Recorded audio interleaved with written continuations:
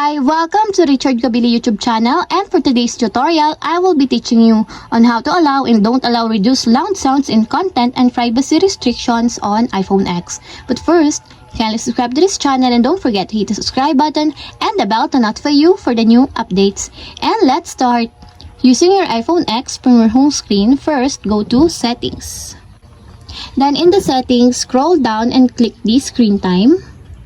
Then in the screen time, scroll down again and click the content and privacy restrictions. Then after that, on the content and privacy restrictions, scroll down and go to allow changes sections, then click the reduce loud sounds. Then after that, in this part, if you want to change it to don't allow, just click it until there's a check mark on the side.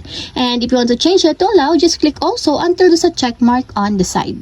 And that's it. We have successfully allow and don't allow reduce loud sounds in content and privacy restrictions on iPhone X. If you have a question, kindly comment down below and don't forget to hit the subscribe button and the bell to notify you for the new updates. And thank you for watching!